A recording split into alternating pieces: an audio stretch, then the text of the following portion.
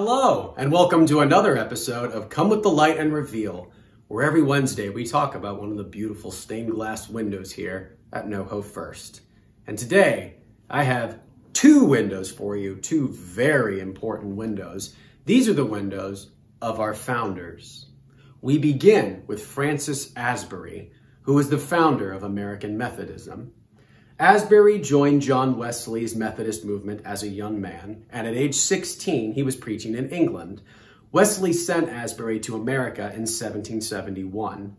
Asbury's assignment was to preach in Philadelphia, and soon he ended up preaching in 5 different states. He inspired hundreds of young men to become lay speakers. Do you know by chance who our lay speaker is here at NoHo First? That's right, it's Norm Kelsey. Shout out to Norm. Now, Asbury's efforts kept Methodist teachings at the edge of the spreading American frontier. Before the American Revolution, a lot of Methodist preachers were members of the Anglican Church. Most of them went home to England before the war started, and Asbury was the only one who stayed in America. After the war, Methodists needed to found an independent church, so John Wesley sent a man named Thomas Coke to America to serve with Francis Asbury as superintendents of the changing and emerging establishment. At a conference in Baltimore in 1784, American Methodist preachers organized the Methodist Episcopal Church.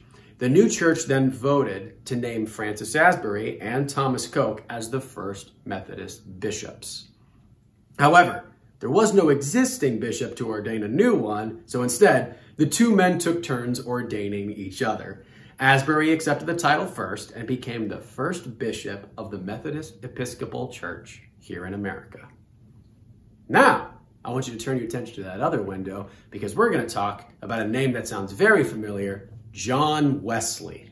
We've mentioned him in our series here before. John Wesley's father was an Anglican minister, but apparently he wasn't a very good one. That's okay. Nobody's perfect. John was 5 years old when angry parishioners set fire to his family's home. The burning stairs trapped John, and unexpectedly, the mob united in a rescue effort.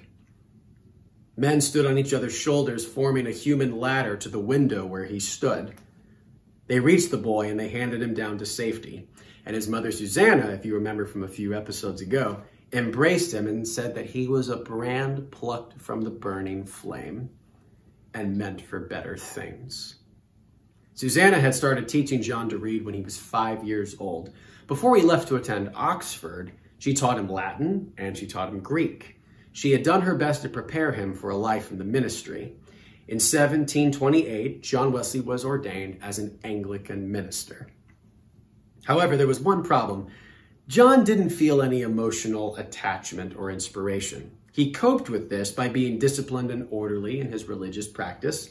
At Oxford, John and his brother Charles led a group known as the Holy Club. It's a cool name. The Holy Club was a structured practice of prayer and Christian study.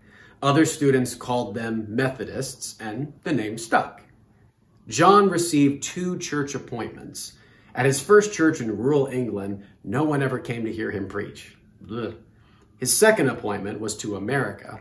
The colonists in Georgia had little appreciation for John's 5 o'clock in the morning prayer meetings or his twice-a-week evening services, and it got so bad that the congregation locked John out of his church.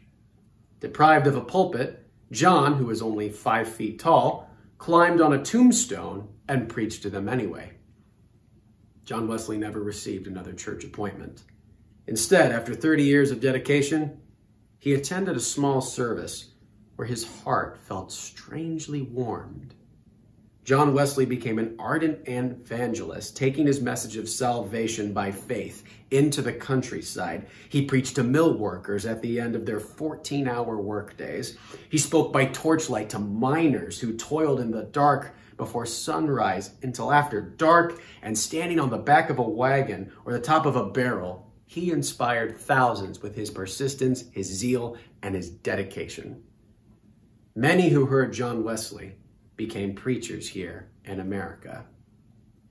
The story of these 2 men, their accomplishments and their legacy, were given to our church, and there they stand as an important lesson for all who enter our space. Thank you so much for joining me for another episode of Come with the Light and Reveal. I'll see you right back here next Wednesday for another window and another story. God bless and have a great week.